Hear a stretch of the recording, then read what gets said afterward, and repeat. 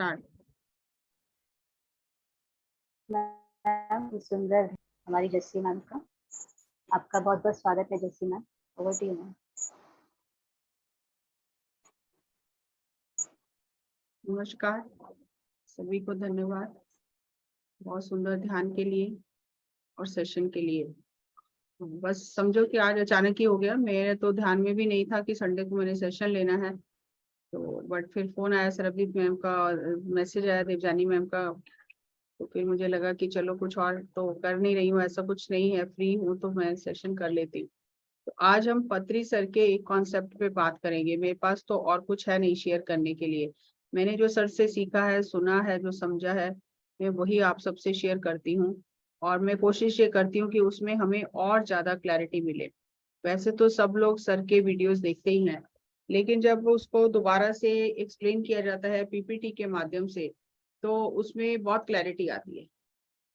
तो मेडिटेशन क्या है, बेनिफिट्स क्या है, मेडिटेशन कैसे करना है, उससे क्या क्या भ्रांतियां हैं और क्या क्या बेनिफिट्स हो सकते हैं, क्या क्या रुकावटें हैं, सब हम डिटेल में डिस्कस करते रहते हैं। और हमें बहुत डाउट आता है कि फिर भी हमें बहुत सारे क्वेश्चंस रह जाते हैं कि नींद क्यों आ रही है ध्यान में, हमें कुछ पता क्यों नहीं चल रहा, ऐसा लगता है कि हो गए हैं लेकिन पता कुछ भी नहीं चलता, सो गए थे क्या, ऐसे बहुत सारे क्वेश्चंस आते हैं। तो आज उन्हीं सब प्रश्नों को हम पत्री सर के ही विजडम से क्लियर करेंगे। और सर का ये कहना है कि मेडिटेशन में 4 योगिक स्टेजेस आती हैं। 4 स्टेजेस आती हैं मेडिटेशन में, एडवांस स्टेजेस होती हैं जो। तो आज हम उनके बारे में जानते हैं ताकि ये जो बार बार डाउट्स आते हैं, ये डाउट हमारे क्लियर हो जाएं। तो इसमें शुरुआत की जो स्टेज है मेडिटेशन की, उसमें निद्रा योग, कि हमें ऐसा लगता है हम सो गए हैं, हम ध्यान कर रहे थे या सो रहे थे हमें पता नहीं चलता, और मोस्टली हमें ऐसा ही लगता है कि हम सो गए हैं। तो पत्री जी का कहना है ये सबसे पहले निद्रा योग आता है। निद्रा योग यानी जिस तरह छोटा बच्चा स्कूल जाता है, बैग लेके सब खाना लेके जाता है और जाके सो जाता है, बस सिर्फ वो बैठना ही सीख रहा है। तो इस स्थिति में हम सिर्फ ध्यान में बैठना सीख रहे हैं, ये निद्रा योग है कि हम जाते हैं ध्यान में बैठते हैं छोटे बच्चे की तरह और हमें नींद आ जाती है, और इस स्थिति को कहते हैं निद्रा योग।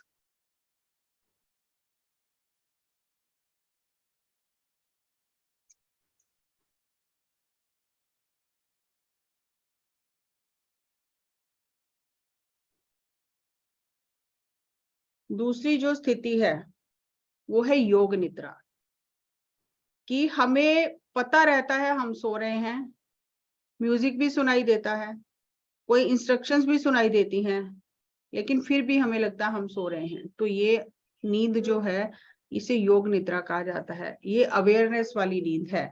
आप कितने भी गहरे चले जाओ इस अवस्था में, लेकिन आप चेयर से गिरते नहीं हो, इसे योग निद्रा कहा जाता है। और योग निद्रा शरीर को हेल्दी रखने के लिए बहुत जरूरी है, और योगियों ने इस पर बहुत एक्सपेरिमेंट किए हैं, और बहुत ही ये योग निद्रा हर तरह से हमारी हेल्प करती है। फिर आता है ध्यान योग, और जब हम योग निद्रा से आगे जाते हैं, थोड़ा और डीप जाते हैं, फिर सही में हमारा ध्यान लगना शुरू होता है, जिसे ध्यान योग कहा जाता है। फिर ध्यान योग जब होता है, ध्यान लगने लग जाता है, तो बीच बीच में कुछ इंसाइट्स आना, कुछ मैसेज आना, कुछ समझ आना, तो वो ज्ञान योग की अवस्था हमारी आती है। और फिर आता है समाधि योग। फिर बीच बीच में हमें समाधि की जो अनुभूति है, जो स्वाद है, बीच बीच में कुछ कुछ पलों के लिए वो आने लगता है। तो ये मेडिटेशन की शुरुआती अवस्थाएं हैं। तो नींद आना भी गलत नहीं है, हमें इस गिल्ट में नहीं जाना, अरे मैं तो सो गई थी, पता नहीं ध्यान किया कि नहीं किया। तो इसको और एडवांस जो स्टेजेस हैं उसमें समझेंगे अब आगे। 4 advance stages in meditation, yogic stages in meditation. Basic में तो हो गया कि हमें नींद आ जाती है, फिर योग निद्रा होती है, फिर ध्यान योग, फिर ज्ञान योग, और फिर समाधि योग। अब जब एडवांस जाते हैं, जब हम लगातार प्रैक्टिस करते ही रहते हैं, पीछे लगे ही रहते हैं, तो हम सीधा योगिक स्लीप में चले जाते हैं, यानी कि योग निद्रा में चले जाते हैं सीधा ही। ज्यादा समय नहीं लगता हमें, ना हमें नींद आती है, ना ज्यादा थॉट्स आते हैं, हम सीधा ही योगिक स्लीप में चले जाते हैं।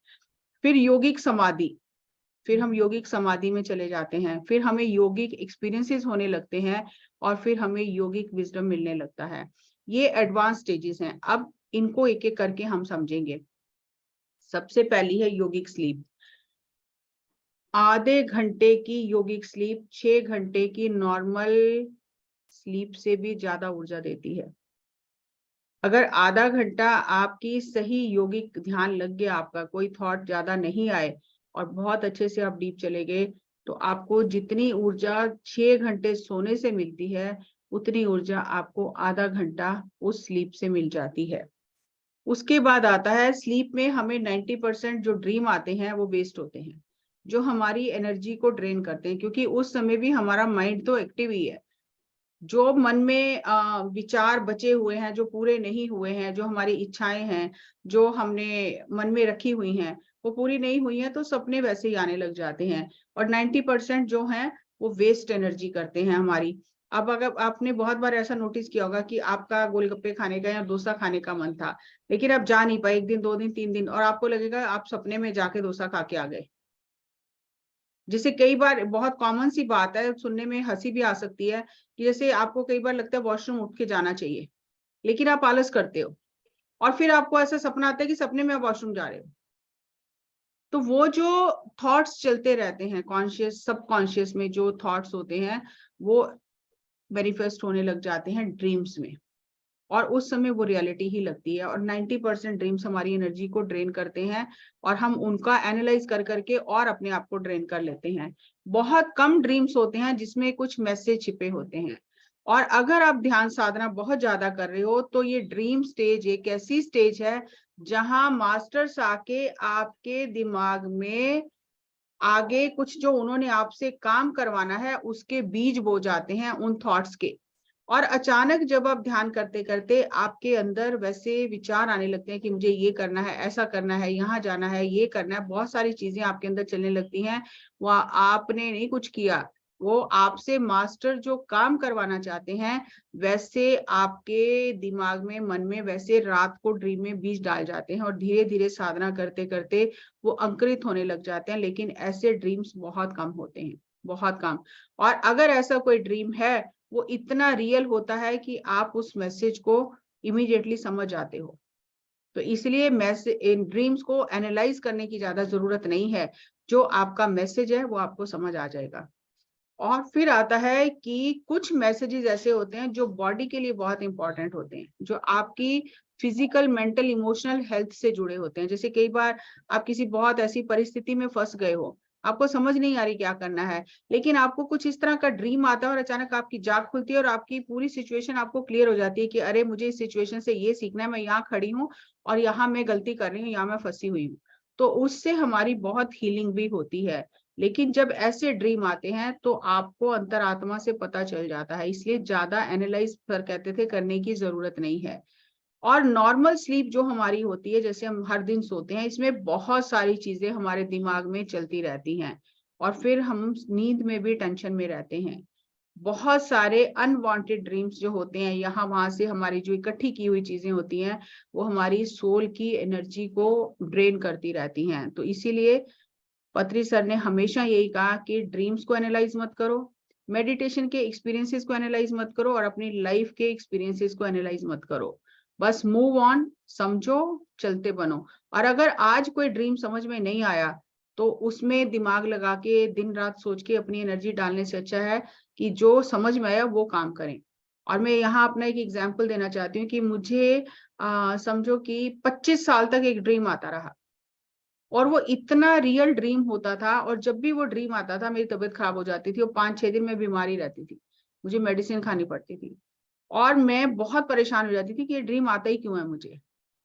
लेकिन वो इतना, मैं इतना डर जाती थी उस ड्रीम से, लेकिन उठ नहीं पाती थी, वो ड्रीम चलता ही रहता था सारी रात। तो समझ नहीं आता था ये ड्रीम क्यों आता है, ये सूफी संत कौन है जो मुझे ड्रीम में दिखाई देता है। और मुझे लगता था ये संत दिखाई देता है इसलिए मैं बीमार हो जाती हूँ। तो मुझे मुसलमानों से बहुत डर लगने लग गया था, क्योंकि वो मुस्लिम से संत थे जो दिखाई देते थे। तो मुझे लगता था ये मुस्लिम संत दिखाई देते हैं इसलिए मैं बीमार होती हूँ। तो मैं बहुत बार अपनी दादी से पूछती थी, वो ब्रह्म ज्ञानी थी, मैं कहती थी आपको सब कुछ दिखाई देता है, मुझे बताओ मुझे क्यों इतनी तकलीफ होती है, मैं बीमार हो जाती हूँ आपको काम करना पड़ता है, तो मुझे बताओ तो सही कि ये क्यों इतनी तकलीफ होती है। तो वो मुझे कहते थे कि हमारी जो एस्ट्रल बॉडी है, जो सूक्ष्म शरीर है, उसका लेन देन भी सूक्ष्म लोकों में चलता रहता है और जिनसे हमारा लेन देन होता है, जब तक वो पूरा नहीं होता सूक्ष्म शरीर की सफाई चलती रहती है, इसलिए घबराने की बात नहीं है। जब वो लेन देन खत्म हो जाएगा तो ड्रीम हट जाएगा। तो मैं बहुत उनको कहती थी, आपको तो सब दिखाई देता है, फिर आप क्यों नहीं देख के बता सकते? तो वो कहते थे नहीं, जब समय आएगा, जब लेन देन खत्म हो जाएगा तब अपने आप पता चल जाएगा। ऐसे नहीं देख सकते कि जब मेरा मन किया मैं किसी का भी देख लूं। और अगर तेरा दुख कटने का समय आ जाएगा तो मुझे अपने आप ही दिख जाएगा, मुझे बैठ कर देखने की जरूरत नहीं है।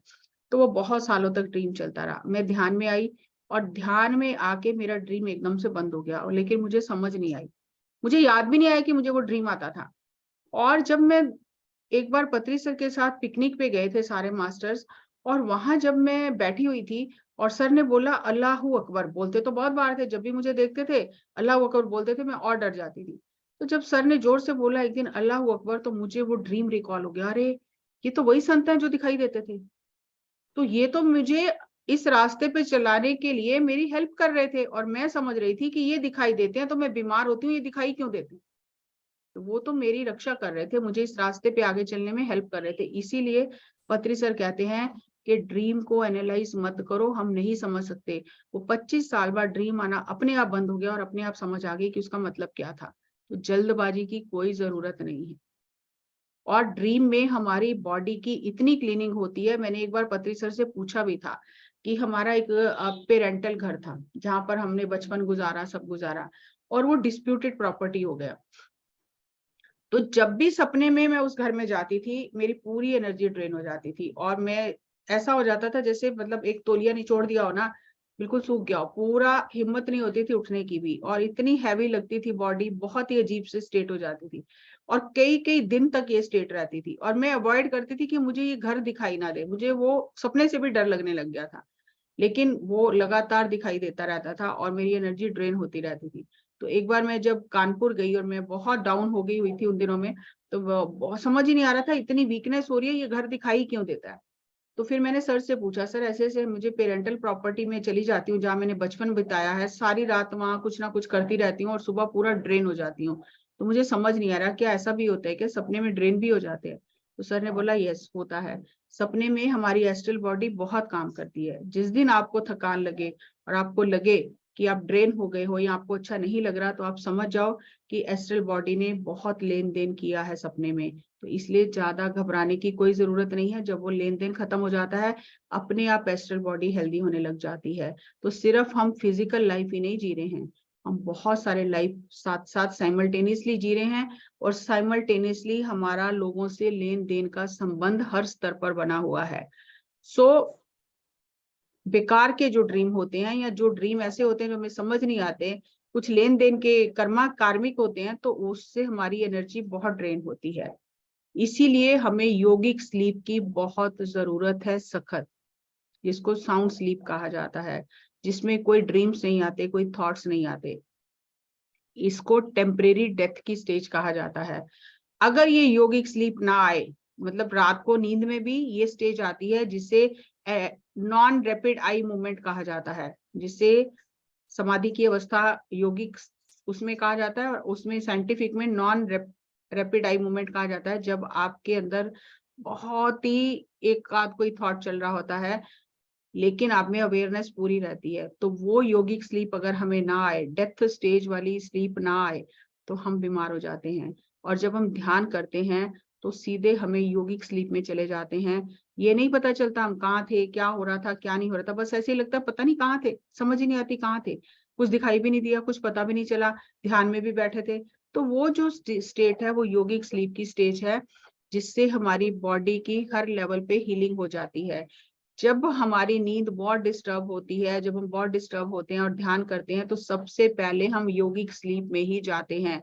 और जैसे जैसे हमारी एनर्जी बढ़ती है, हमारी हीलिंग बढ़ती है, हमारी बॉडी हेल्दी अंदर से होने लग जाती है, तब हमारी सेकंड स्टेज आती है योगिक समाधि। ये नींद नहीं है, लेकिन नींद जैसा लगता है। आपको आवाजें सुनाई देती हैं, म्यूजिक सुनाई देता है, लेकिन फिर भी आप उस स्थिति में होते हो कि ये बाहर की चीजें आपको डिस्टर्ब नहीं करती हैं, आप अपनी ही मस्ती में रहते हो। ये नो माइंड स्टेट है, ये नो माइंड जोन है। और योगिक समाधि ऐसी ही है जैसे आप गहरी नींद में हो। और माइंड स्टेट में जब तक आप रहते हो तब तक आपको सचेतन रूप से, सचेतन मन से बहुत सारे परेशान करने वाले, बेचैनी वाले, विचलित करने वाले, परेशानी वाले थॉट आते रहते हैं। लेकिन योगिक समाधि की स्थिति में कोई भी विचार नहीं आता है ऐसा। फिर आता है तीसरा, योगिक एक्सपीरियंसेस। अब जब हम इस स्थिति में रहते हैं फिर हमें आउट ऑफ बॉडी एक्सपीरियंस होते हैं कि हम सूक्ष्म शरीर से यात्रा कर रहे हैं, एस्ट्रल ट्रैवल, कि हम बैठे यहाँ हुए हैं लेकिन कहीं और भी हम यात्रा कर रहे हैं। हमारी एस्ट्रल बॉडी एस्ट्रल वर्ड्स में चली जाती है, कॉजल बॉडी कॉजल वर्ड्स में चली जाती है, सुप्रा कॉजल बॉडी सुप्रा कॉजल वर्ड्स में जाती है। हम हर जगह घूमते रहते हैं। और ये जो स्थितियां हैं, ये ऐसा नहीं है कि एस्ट्रल, ये एक पहले आउट ऑफ बॉडी एक्सपीरियंस होगा कि शरीर से बाहर आ गए, फिर एस्ट्रल ट्रैवल करेंगे, फिर कॉजल बॉडी से कॉजल वर्ल्ड में जाएंगे, सुप्रा, नहीं, ऐसा कुछ हायरार्की नहीं है, पहले ये होगा फिर ये होगा। ये हर एक के ध्यान की साधना पे निर्भर करता है। अगर मान लो किसी ने पिछले जन्मों में बहुत साधना की है, वो संत की स्थिति को प्राप्त कर लिया, वो सुप्रा कॉजल बॉडी में, सुप्रा कॉजल वर्ड्स में सीधे जा सकते हैं। अगर किसी के कार्मिक अकाउंट ज्यादा है, अभी वो कार्मिक अकाउंट पे काम कर रहे हैं, तो कॉजल बॉडी ज्यादा एक्टिव रहती है। तो इस तरह से हमें एनालाइज करने की कोई जरूरत नहीं है। लेकिन ये सारे अनुभव ध्यान के अनुभव हैं। यानी अगर आपकी एस्ट्रल बॉडी बहुत काम कर रही है, आपको वीकनेस फील हो रही है, आपकी क्लेंजिंग हुई है एस्ट्रल बॉडी की, तो आपको ये सारे अनुभव होते हैं, उसमें घबराने की कोई बात नहीं। मेरे पास बहुत सारे फोन कॉल आते हैं कि हम ध्यान करें लेकिन हमारे अंदर वीकनेस बहुत हो गई है, हमसे उठा नहीं जा रहा है, क्योंकि आपने जन्मों जन्मों से क्या किया। तो अब एस्ट्रल बॉडी की क्लेंजिंग हो रही है, साफ हो रही है एस्ट्रल बॉडी, तो वीकनेस लगती है। तो आपको अपनी इंट्यूशन को फॉलो करना है। आपका जो खाने का मन करता है, रेस्ट करने का मन करता है, सोने का मन करता है, आप उस स्थिति को एंजॉय कीजिए। और धीरे धीरे जब एस्ट्रल बॉडी क्लेंज हो जाएगी, साफ हो जाएगी, हेल्दी हो जाएगी, फिर आप आगे की यात्रा में आपके लिए बहुत आसानी हो जाएगी। तो हमारे जब तक सूक्ष्म शरीर, कारण शरीर, इनके अंदर से जो कर्मों के और संस्कारों के बीज नहीं निकलते, तब तक हम इनमें घूमते रहते हैं और बहुत लेन देन होता रहता है। फिर आती है योगिक विजडम की स्टेज, जहां पर हमें योगिक एक्सपीरियंसेस होते हैं। फिर योगिक एक्सपीरियंसेस जो होते हैं उससे हमें योगिक विजडम मिलता है। ये एनलाइटेंड मास्टर आत्मज्ञानी की अवस्था है। अब आप एक आत्मज्ञानी बन गए हो, आपकी आत्मा आपको ज्ञान दे रही है क्या करना है क्या नहीं करना है। और जितनी ज्यादा आपको अंदर से ज्ञान मिलता है, तो इसे योगिक दिव्य आत्मज्ञान या ब्रह्म ज्ञान कहते हैं। ये बाहर की किताबों से नहीं मिलता, ये आपको अपने योगिक एक्सपीरियंसेस से मिलता है। और योगिक विजडम जो है, जब आपको ये विजडम आती है तो आपको ये बात समझ में आती है कि मैं एक शरीर नहीं हूं, मैं कई शरीरों का जोड़ हूं। और जब आपको ये सिर्फ पहले योगिक विजडम आती है, ये आपको समझ आती है कि मेरे बहुत सारे शरीर हैं, ये आपको समझ आ गया। लेकिन योगिक एक्सपीरियंस जब आपको होता है, जब आपको इस बात का अनुभव होता है कि मैं शरीर नहीं, मैं आत्मा हूं, असली वो योगिक एक्सपीरियंस है। तो आपको यहाँ ये बात बहुत गहराई से समझनी है। एक है थ्योरी, एक है प्रैक्टिकल। तो पहले थ्योरी समझ में आती है कि मेरे बहुत सारे शरीर हैं, मैं केवल फिजिकल बॉडी नहीं हूं। लेकिन फिर जब वो बात अनुभव में आ जाती है, जब आप इस चीज को अनुभव कर लेते हो कि मैं शरीर नहीं आत्मा हूं, तो इससे योगिक एक्सपीरियंस कहा जाता है। और हम ये समझ जाते हैं कि मेरे बहुत सारे बॉडीज हैं और मैं हर बॉडी में कई बार कई फ्रीक्वेंसीज में घूमता रहता हूं। और अब आप इस योगिक विजडम को, जो योगिक एक्सपीरियंस से आई है, उसे अपने दिन प्रतिदिन के कामों में उसे अप्लाई करते हो। इसीलिए जो योगी होता है वो हर समय अवेयरनेस में रहता है कि मुझसे कोई गलती ना हो जाए। और जो उसकी आत्मा उसे ज्ञान देती है, वो उस ज्ञान से चलता है। और अगर इसको हम थोड़ा सा खोल के समझें, तो एक संत थे, वो नदी पार करने के लिए नाव में बैठे और वहां पर 3 मनचले नवयुवक भी उसी नाव में बैठ गए। अब वो संत थे, उनका पहरावा संतों वाला था और उनका जो सिर था वो पूरा मुंडन किया हुआ था, तो बहुत चमक रहा था।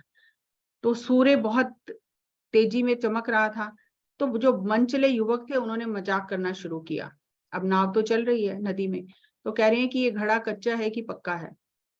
तो दूसरा कहता है ये तो बजा के ठोक के देखना पड़ेगा। तो तीसरा कहता है फिर देर किस बात की है, ठोक के देख लेते हैं। तो वो संत को समझ तो आ रहा था कि ये मुझे ही कह रहे हैं, लेकिन उन्होंने बिल्कुल भी रिएक्ट नहीं किया। अब उन्होंने, लड़कों ने पहले तो बहुत देर तक हंसी मजाक किया, और जब उन्हें पता चला लगा कि ये कुछ नहीं कह रहे हैं, तो उन्होंने उठकर उनके, जैसे घड़े को ऐसे ठोकते हैं ना, तो उनके सिर में जाके ठोका एक ने, और फिर हंस के कहने लगा नहीं घड़ा तो पक्का ही है। अब जब ये बात हुई तो उसी समय जो नाव थी वो भंवर में फंसती चली गई। ऐसी पानी की लहरें उठी कि नाव गोल गोल घूमने लग गई।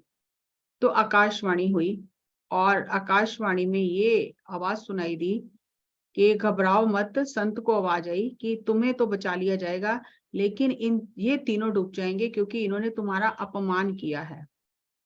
और एक संत का अपमान करना ये बहुत गलत है, और इसलिए उसकी इनको ये सजा मिलेगी कि नाव डूबेगी, तुम बच जाओगे, ये तीनों डूब जाएंगे। तो वो जो संत थे उन्होंने वापसी में कहा, आवाज दी, उस आकाशवाणी को जवाब दिया कि इतनी मेहनत क्यों करनी है कि नाव पलटानी है, फिर इन्हें डुबाना है। अच्छा ये है कि इनकी बुद्धि पलट दो, वो ज्यादा आसान है। इनकी बुद्धि पलट दो, इन्हें वो विवेक दे दो, इन्हें वो समझ दे दो कि कैसे व्यवहार करना चाहिए। ये नाव पलटानी, इतनी लहरें उठानी, फिर मारना, फिर मुझे बचाना, इतनी मेहनत करने की क्या जरूरत है, सीधा सीधा काम है। तो फिर आकाशवाणी हुई कि ये तुम्हारी परीक्षा थी, तुम इस परीक्षा में पास हो गए हो। तो ऐसी परीक्षा में हम तभी पास होते हैं जब हमें अंदर से ज्ञान मिलता है, नहीं तो अच्छे अच्छे परीक्षा में फेल हो जाते हैं। तो ये जो योगिक विजडम है, जो थ्योरी हम समझते हैं, फिर हमारा प्रैक्टिकल टेस्ट होता है, और जब हम प्रैक्टिकल कर लेते हैं, जो हमने दूसरों को बताना है, जब हम उसे अपने जीवन में अप्लाई करते हैं, तब हम वो टेस्ट पास करते हैं। और असली जो ज्ञान है, जो बुद्धिमत्ता है, जो आत्मज्ञान और ब्रह्म ज्ञान है, वो यही है जो हमारी आत्मा हमें बताती है। और उसके लिए हमें साधना करनी है, और कोई उसका शॉर्टकट नहीं है। आप कितने भी वर्कशॉप अटेंड करो, ये आपको योगिक विजडम कोई नहीं दे सकता, वो आपको अपने एक्सपीरियंस से ही आएगी। कभी इस धोखे में मत रहना कि मैं सबकी वर्कशॉप अटेंड कर लूंगा और मुझे बहुत बुद्धि आ जाएगी, बहुत ज्ञान आ जाएगा। आपको ज्ञान सिर्फ सैद्धांतिक तौर पर मिलेगा, लेकिन अनुभव का ज्ञान आपको स्वयं की साधना से ही मिलेगा, और तब आप सही मायने में अपने मास्टर बनोगे। हमें दूसरों के मास्टर बनने के लिए तो पत्रे जी ने कहा ही नहीं, हमें खुद के इमोशंस का, खुद के थॉट्स का, खुद के वर्ड्स का मास्टर बनना है। अगर मुझे यही नहीं पता मैं क्या बोल रही हूँ, क्या सोच रही हूँ, क्या कर रही हूँ, कैसे मेरे फीलिंग्स हैं, तो मैं मास्टर नहीं बनी हूँ अभी। तो बार बार हमें ऐसे टेस्ट आज भी होते हैं कि क्या मैं जो समझा है, जो जाना है सर से, क्या वो अप्लाई कर रही हूँ अपनी लाइफ में। नहीं कर रही हूँ तो मैं अभी मास्टर नहीं बनी हूँ। एक मास्टर बहुत ज्यादा अवेयरनेस में रहता है कि मुझसे कोई गलत शब्द ना निकल जाए, मुझसे कोई गलत काम ना हो जाए, मेरे अंदर कोई गलत विचार ना चले, और वो आत्मा के गुणों से सुशोभित रहता है। आत्मा के गुण है दया, प्रेम, करुणा, क्षमा, ये सब आत्मा के गुण हैं, और उसके हर कर्म में आत्मा के गुण झलकते हैं। और अगर जो मास्टर नहीं बना और अभी उसने सिर्फ बुद्धि के स्तर पर चीजें समझी हैं, तो व्यवहारिक रूप से जब वो किसी से व्यवहार करेगा, आपको पता चल जाएगा उसके व्यवहार में ईर्ष्या हो सकती है, द्वेष हो सकता है, राजनीति हो सकती है, किसी को नीचा दिखाना हो सकता है, नाम प्रतिष्ठा पाना हो सकता है। इसलिए मास्टर बनने के लिए हमें खुद के हर एक जो कदम है उस पर जागरूकता रखनी है। और अगर हम जागरूकता नहीं रखते तो फिर कृष्ण भगवान ने अर्जुन को कहा था, फिर ऐसे लोग योग भ्रष्ट हो जाते हैं, और फिर उन्हें एक जन्म और लेना पड़ता है अपने सबक सीखने के लिए। तो आज तो पत्री जी हमें हर चीज, हर क्वेश्चन का आंसर देकर गए हैं, और आज अगर उनके ज्ञान को जीवन में उतार कर अपनी साधना नहीं बढ़ा रहे, तो फिर ये समझ लो कि हमने उनसे कुछ सीखा नहीं है। तो आज जो हमारे पास सारे आंसर्स हैं, तो सिर्फ हमें साधना करके उन्हें अपने जीवन में उतारना है, तब हम एक रियलाइज सोल बन जाएंगे, एक एनलाइटेंड सोल बन जाएंगे, एक बुद्धा बन जाएंगे। और ये कई जन्मों की यात्रा है, और आज हम जिस इस यात्रा के जिस पड़ाव पर हैं, वो बहुत ही सावधानी से जीने वाला है। आप ये समझ लो कि आपके जीवन में पत्री जी का नाम आना, ध्यान आना, आपके कि आत्मा के आप यात्रा के अंतिम पड़ाव पर पहुंच चुके हो। जब तक आत्मा अपनी यात्रा के अंतिम पड़ाव तक नहीं पहुंचती है, तब तक उसके जीवन में ध्यान नहीं आता, वो दूसरे चीजों में उलझी रहती है। आपके जीवन में पत्री जी का नाम आना और ध्यान आने का मतलब यही है कि आप अपनी यात्रा के अंतिम पड़ाव पर हो। ये ऐसा ही समझो कि जैसे हमने 100 सीढ़ियां चढ़नी थी, 99 सीढ़ियां तो हमने चढ़ ली। आपने सांप सीढ़ी का खेल सबने देखा है ना, 99 चढ़ ली, लेकिन एक गलती हमें फिर वापस एक पर ले जाएगी। तो इसलिए जब 99 सीढ़ियां चढ़ ली हैं, तो एक सीढ़ी से अगर पैर फिसला तो बहुत ज्यादा चोट लग सकती है। तो इसलिए जब 99 पे पहुंच गए, सीढ़ी के 99 में पायदान पे पहुंच गए, तो वो जो 100वें पर पैर रखना है, तो बहुत ज्यादा जागरूकता चाहिए। और वो जागरूकता के सारे रास्ते पत्री जी हमें समझा कर गए, हमें कुछ नया नहीं करना, कुछ नई खोज नहीं करनी है। वो हाईवे बना के गए हैं, 18 प्रिंसिपल दे के गए हैं, और ये बता के गए हैं कि पत्री मैडम के हाथों में PSSM अब सेफ है। लेकिन अगर हम इन बातों की ओर ध्यान ना देकर अपनी मनमानियां कर रहे हैं, कभी किसी के पीछे जा रहे हैं, कभी किसी के पीछे जा रहे हैं, तो इसमें समझो हमारे कर्मों का ही दोष है। और जब भी कोई ध्यान कर रहा होता है या कोई नींद में होता है, तो ये बहुत जरूरी बात है जिसे मैंने यहाँ पे लिया है। जब प्लेन लैंड करता है, एक होती है सॉफ्ट लैंडिंग, एक होती है हार्ड लैंडिंग या क्रैश लैंडिंग। जब तो प्लेन स्मूथली लैंड करता है, तो जो अंदर बैठे हुए होते हैं ना सब यात्री, उन्हें जरा भी तकलीफ नहीं होती। लेकिन अगर कुछ डिस्टरबेंस आ जाए और झटके से प्लेन लैंड करे, टेढ़ा मेढ़ा हो जाए, क्रैक हो जाए, कुछ क्रैश हो जाए, तो उसे कहते हैं क्रैश लैंडिंग, और उससे बहुत नुकसान होता है। इसीलिए पत्री जी कहते थे कि जो व्यक्ति ध्यान में गहरा बैठा हुआ है या ध्यान में बैठा हुआ है, उसे कभी भी जोर से आवाज देके या झटके से हिला के नहीं उठाना चाहिए। इसीलिए जब हम ध्यान से बाहर लोगों को लाने के लिए 10 तक काउंटिंग करते हैं बहुत ही सॉफ्टली, ताकि वो अपने आप ध्यान से बाहर आ जाए। तो घर में भी कभी कोई ध्यान कर रहा हो, तो उससे धक्का देकर, झटके से, जोर से चिल्लाकर नहीं उठाना।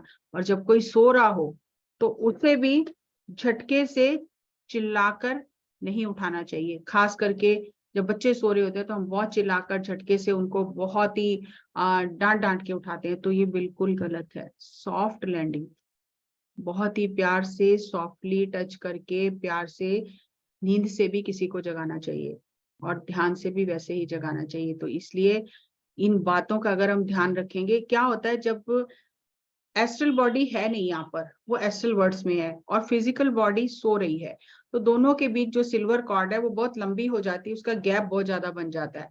तो जब आप झटका देते हो, तो एस्ट्रल बॉडी दौड़ कर वापिस आती है, और जब वापिस आती है, वो झटके से जब फिजिकल बॉडी में एंटर करती है, तो उस समय वो एनर्जीज का इम्बैलेंस हो जाता है, तो बहुत देर लगती है उसको फिर फिट होने में उस बॉडी में। तो उससे क्या होता है कि आपका सारा दिन मूड खराब रहता है, आपका एनर्जी बिगड़ जाता है। तो इसलिए कभी भी नींद में सोते हुए को या ध्यान में बैठे हुए को झटके से नहीं उठाना चाहिए, प्यार से, सॉफ्टली उठाना चाहिए, और ताकि उसका एनर्जी इम्बैलेंस ना हो। कई बार ऐसा होता है कि अगर मान लो कोई बहुत डीप गया है और आपने धक्का देके उठा दिया, तो फिर उसका इतना इम्बैलेंस हो जाता है कि फिर उसको कई कई महीने लग जाते हैं सेट होने में, और ऐसे केसेस मेरे सामने आए हैं। इसलिए मैंने ये यहाँ पे लेना बहुत जरूरी समझा कि एक मेडिटेटर बहुत डीप मेडिटेशन में था, और दूसरे ने आके उसे एकदम से झटके से उठाया, और वो कहता है कि उसके बाद मेरा वैसा ध्यान नहीं लगा, कई साल हो गए। तो इसलिए इन सब बातों का हम ध्यान रखें, और हम स्वयं साधना करें, और स्वयं इन चीजों को अनुभव करें, तो हम एक बुद्ध बन जाएंगे। मुझे जो समझ में आया, जो मैंने सर से जाना, सीखा, मैंने आपके साथ शेयर किया। आप सबका बहुत बहुत धन्यवाद इसे प्रेम से सुनने के लिए, मुझे समय देने के लिए। और मैं बहुत बहुत आभार व्यक्त करती हूँ आप सबका कि जब भी मुझे सेशन लेना होता है, तो कुछ ना कुछ नए इंसाइट्स आते हैं। और अगर आज सरबजीत मैम और दिव्यानी मैम याद नहीं कराती, तो मैं आराम से सो रही होती खाना खा के, लेकिन इन्होंने याद कराया उसी टाइम में। फिर मुझे लगा कुछ तो खास ऐसा कर नहीं रही हूँ, तो क्यों ना सेशन ही ले लिया जाए। तो मैंने इमीडिएटली प्रेजेंटेशन को देखा, उसको ठीक किया। तो मुझे लगा कि ये बातें बतानी बहुत जरूरी हैं, क्योंकि जितना ज्यादा हम ध्यान को गहराई से समझेंगे, उतना ही हमारे लिए अच्छा है। तो बहुत बहुत आपका धन्यवाद। Thank you, thank you, thank you. आज के टॉपिक को लेके किसी का कोई प्रश्न है तो आप कर सकते हो। थैंक यू मैम, धन्यवाद आपका जो हमें इतना ज्ञान दिया आपने, बहुत सुंदर सुंदर बातें बताई।